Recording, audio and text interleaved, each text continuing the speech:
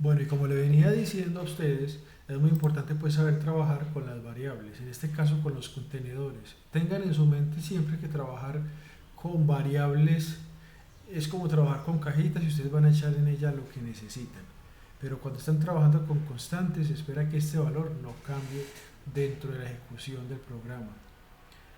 La palabra reservada constante también la podemos utilizar cuando creamos funciones que no van a cambiar. Es decir, podemos tranquilamente utilizar la palabra const para definir una función que va a ser importante. Por ejemplo, si vamos a realizar una conexión, digamos que esa constante se va a llamar conexión y que nos va a recibir unos parámetros, ¿cierto? Y acá podemos trabajar con esto. Eso es una de las formas de trabajar con JavaScript. Pero ahora sí nos vamos a centrar en algo. Si bien JavaScript fue diseñado originalmente para trabajar del lado del cliente, es decir, para interactuar con los navegadores, ahora podemos trabajarlo del lado del back. Y este tutorial lo vamos a centrar en esto. Por eso vamos a concentrarnos en lo que realmente vamos a transmitir en esta información. Antes que continuemos, les quiero explicar cómo vamos a trabajar, o sea, qué vamos a realizar durante digámoslo así, esta parte del curso. Es muy importante que tengan claro que vamos a construir un API bajo la estructura REST. ¿Qué significa esto? Que un API es una aplicación que sirve para que se consuma cierta información que puede estar almacenada en una base de datos relacional o no y llevarlo al front. O sea que existe un intermediario entre el front y una base de datos. Esta sería el API. En una estructura monolita, normalmente todo va junto. Pero también es muy importante que entendamos que se debe manejar el patrón modelo vista controlador, donde el modelo, la vista y el controlador no van a actuar de la misma forma que actuarían dentro de una aplicación monolita, puesto que no van a haber vistas en un API y estas vistas serán reemplazadas por las rutas que serán consumidas mediante un front de alguna forma. Pero bueno, ahora concentrémonos en explicar algo. Vamos a mirar este otro editor que les tengo abierto. Vamos a cerrar esto acá. Y nos vamos a concentrar en estas primeras carpetas.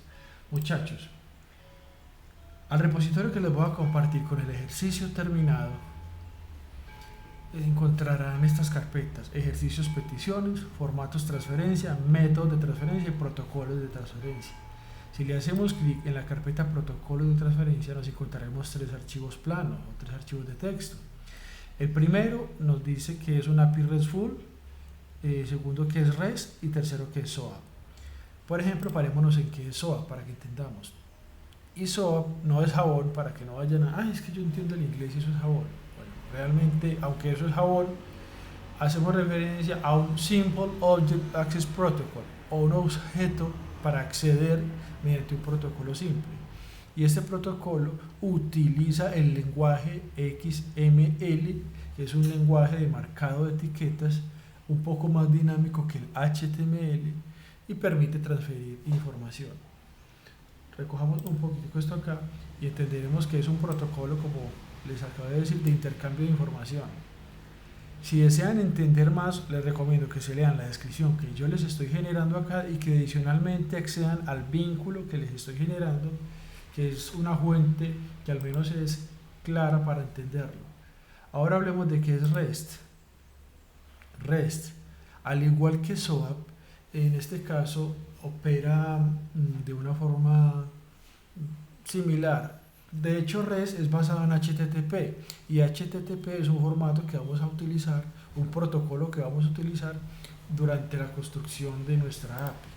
Entonces, REST, como nos dice la definición, es una interfaz para conectar varios sistemas basados en el protocolo HTTP. Este protocolo HTTP bien podemos trabajar con XML, como les dije ahorita, bajo el protocolo de SOAP, o con JSON. JSON es el formato que vamos a utilizar para transferir datos. ¿Listo? Les recomiendo que también lean esto y entiendan cómo se trabaja por medio de la estructura REST.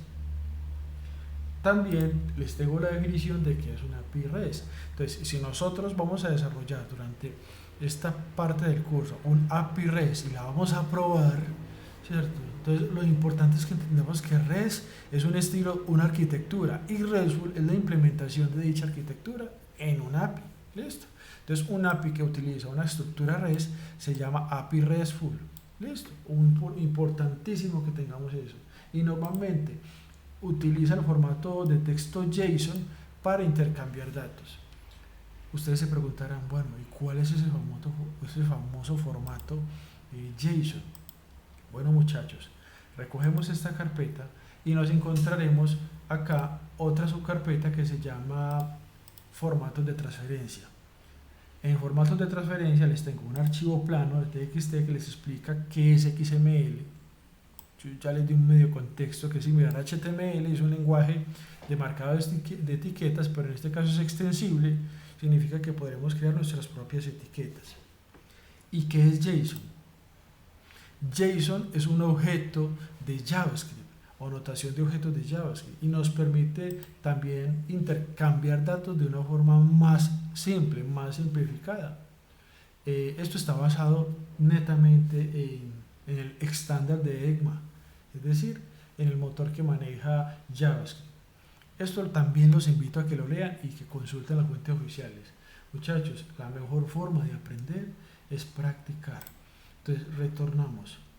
¿Cómo sería transmitir o cómo se vería, por ejemplo, transmitir un dato o un archivo por medio de la estructura XML?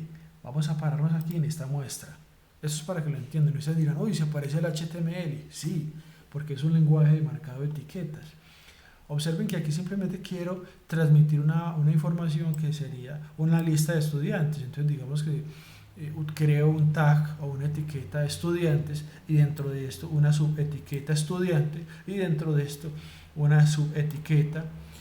Recordemos siempre el orden de padre a hijos, ¿cierto? Y su ejecución. Y digamos que también vamos a tener otra que se llama apellido. Así, transferir 4 datos nos implicaría crear esta estructura, definir que en este caso es una etiqueta o etiquetas de tipo XML y que vamos a trabajar con esto. En el caso de que haya alguna respuesta, obtener una respuesta como por ejemplo sería esta. En fin, ya ustedes dirán, bueno, es algo entendible, muy bien. Pero ahora cuando observen el formato de JSON probablemente entenderán mucho mejor y dicen, es que es mucho más simple. Entonces, si se grabaron este tipo de datos y si no pausan el video y comparan, luego observemos el formato JSON.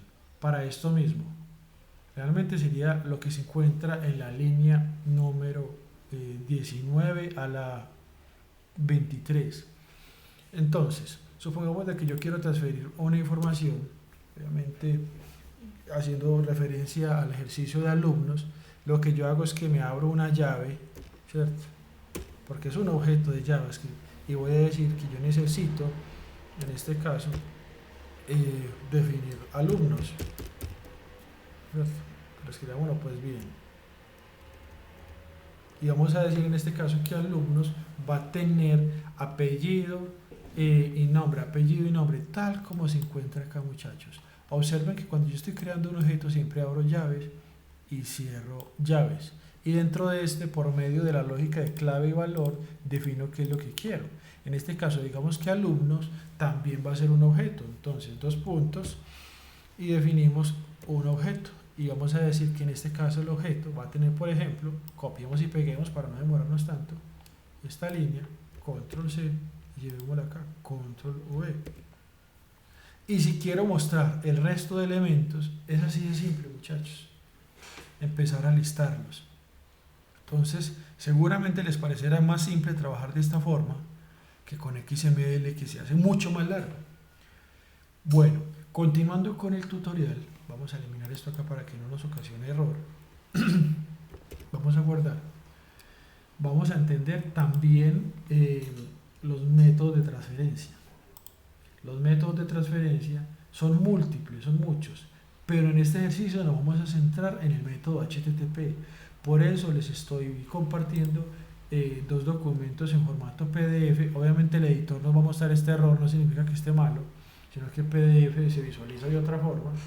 Uno que se llama en este caso métodos HTTP, lo verán en su navegador cuando lo descarguen, y otro que se llama códigos HTTP. Es muy importante entender que lo del protocolo HTTP exige, digámoslo así, entender ciertos códigos de respuesta.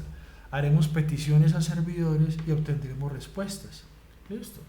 También existe otro protocolo o método de transferencia que es el SSH, que es un poco más seguro y requiere más atención. También está el protocolo FTP. Y esto se los estoy enseñando en forma de contexto, contextualizarlos, porque vamos a utilizar HTTP. Y por eso aquí estoy haciendo especial énfasis en este, el Hypertext Transfer Protocol o protocolo de transferencia de hipertexto. Digámoslo así, que este protocolo nos permite transmitir datos de una forma un poco, digámoslo así, dinámica, y vamos a poder comunicarnos con servidores que se encuentren alojados en cualquier parte del mundo. Realizaremos peticiones y obtendremos respuestas. Retornando a las carpetas que les tengo acá, ahora vamos a hablar de lo que son ejercicios de peticiones, pero ya esto lo veremos en algún momento, ya luego se les explicaré. Ya después de tener claro de qué se trata eso, les invito a que se documenten. Ahora vamos a tratar de crear nuestro propio proyecto. Normalmente, muchachos, cuando vamos a trabajar con una API hacemos lo mismo que hicimos ahorita. Note que creamos por acá una carpetica, y dentro de esa carpetica lo que hicimos fue crear un archivo de JavaScript. Vamos a asignarle un nombre que sea un poquitico mejor, digamos que va a ser un API Node. Este va a ser nuestro proyecto. Entonces vamos a actuar. Obviamente nos va a arrojar este error porque lo tenemos abierto con el editor. Vamos a abrirlo y vamos a cerrarlo acá para que nos reconozca. Que no se va a guardar. Vamos a reintentar. Ahora sí nos lo va a abrir. Entonces vamos a abrir de nuevo este archivo con Visual Studio Code, o esta carpeta, perdón. Aquí lo tenemos. Vamos a iniciar ahora sí. Dejemos que nos cargue. Mientras esto nos va cargando, quiero explicarles o resaltarles la importancia de trabajar con un gestor de paquetes. Entonces, si ustedes buscan en sus navegadores la palabra npm, le dan un enter, les va a arrojar múltiples resultados, pero el resultado oficial, vamos a irnos a él y nos va a decir de qué se trata. Entonces, npm es el gestor oficial de paquetes y dependencias para JavaScript del lado servidor, es decir, para Node.js. ¿Listo? Si necesitamos un paquete, pues por ejemplo, o una dependencia, la podemos buscar acá. Y una vez la busquemos, pues él nos va a mostrar cómo se descarga. Entonces digamos que vamos a trabajar con Express, que es una de las dependencias o paquetes que vamos a utilizar. Si le damos por acá, escribir Enter, él nos va a mostrar qué se trata Express, cómo se trabaja con Express y cómo se instala. Aquí está el install. Copiamos este comando y simplemente lo utilizamos. Pero también existe otro gestor de paquetes, entre muchos, porque realmente hay muchos, pero los dos más utilizados es npm y este otro que se conoce como jar. Listo. Entonces, si le damos por acá clic a jar, nos daremos cuenta que también se centra en gestionar paquetes. Entonces, digamos, no sé, vamos a buscar el mismo Express ahí a ver si aparece. Express, le vamos a dar clic en Express. Y él nos va a explicar también cómo se trabaja Express. Noten que es lo mismo, simplemente que es con gestores de paquetes diferentes. Perdón, acá, estábamos acá en Express, cerramos esta búsqueda y estamos acá. Entonces Express y npm. Noten que es lo mismo y se instala de la misma forma, simplemente que cambia el comando. En este caso, en vez de utilizar npm, como se hace con npm, utilizamos el comando jar más add y el nombre de la dependencia paquetes. Entonces, según el que elijamos trabajar, no tendremos ningún problema. Ambos son excelentes para trabajarlo. Para el ejercicio, podremos incluso intercambiar con los gestores de paquetes y entenderán que no hay relevancia en trabajar con el uno o con el otro. Bueno, una vez tengamos esto claro, lo que vamos a iniciar es a trabajar ahora sí con nuestro proyecto. Recordemos, muchachos, que si vamos a trabajar, digámoslo así, con JavaScript del lado servidor tendremos que respetar ciertas estructuras, es decir, entender la lógica, que si es un servidor pues no vamos a tratar con interfaces gráficas ni ese tipo de cosas que no las requerimos, no las necesitamos dentro de nuestro proyecto. Normalmente cuando iniciamos a construir un API lo podremos hacer creando un archivo que nos indexe, esta es la lógica. Por el momento dejémoslo así vacío, porque es mejor entender cómo se arranca un proyecto desde cero. Normalmente lo que debemos de hacer es abrir una terminal, ¿cierto? Nuevo terminal, y como ya tenemos instalado a Node en nuestro equipo, en nuestra máquina, podremos empezar a trabajar con cualquier gestor de paquetes. En este caso vamos a empezar con npm, vamos a decir que npm espacio init espacio -y y le damos un enter. Esto nos va a generar un archivo. Noten que por acá va a pasar algo. Ahí perdona la velocidad pues del internet, pero noten que acá pasó algo. Vamos a darle un poquitico de zoom y nos generó este archivo llamado package.json. ¿Qué es el package.json, muchachos? El package.json es un archivo que es esencial para la construcción de proyectos con JavaScript cuando se trabajan con algún framework o con proyectos de Node.js.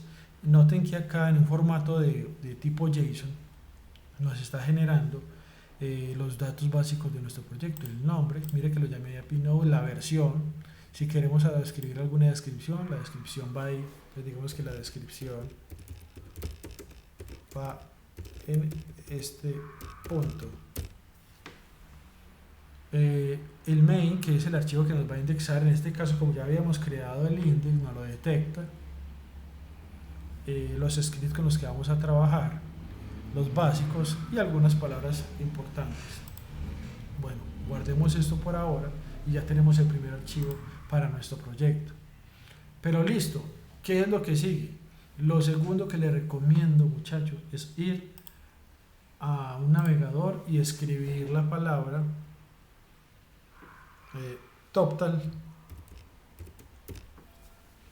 git ignore. El git ignore es un archivo que le vamos a decir a nuestro proyecto que lo ignore mediante GitHub. Es muy importante saber trabajar con esto. Entonces le vamos a dar, por ejemplo, aquí esta opción en Total Developers y noten que nos sale el sitio oficial de git ignore para crear nuestros propios git ignore. Entonces recordemos que la palabra ignore viene de ignorar en español, lo que significa que lo que se relacionen en este archivo no se va a subir a un repositorio web, o sea que va a ser ignorado para Git. Vamos a escribir, por ejemplo, que en este caso vamos a trabajar con Node. Le vamos a dar, por ejemplo, acá Node y le vamos a crear, así de simple, para que ustedes entiendan. Y él nos genera esta vista. Seleccionemos todo esto, control C, y nos vamos a ir a nuestro proyecto y vamos a crear un nuevo archivo que se llama .gitignore. Dentro de ese archivo vamos a pegar lo que obtuvimos de allá y noten que todo esto que se relaciona son archivos que no se van a subir a nuestro repositorio. Para que tengan presente, son herramientas o elementos que o pesan mucho o serán utilizados únicamente durante la construcción. Por ejemplo, noten que aquí se relacionan Node Modules o JSPM Package, que son almacenes de datos que no necesitamos subir a un repositorio porque la persona que vaya a trabajar con nuestra API podrá tranquilamente descargarlos luego. Tampoco es necesario que subamos ningún gestor de dependencias, etcétera. Todo lo que se relaciona acá no va a subir. Variables de entorno no son necesarias. Listo, todo esto. Entonces ya después de entender cómo opera gitignore, cuando nos aparezca este puntico, le damos control S para guardar. Listo. Entonces ya tenemos nuestros primeros dos archivos oficiales del proyecto, el .gitignore y el package.json. Se está haciendo un poquito largo este video, entonces vamos a hacer una pausa.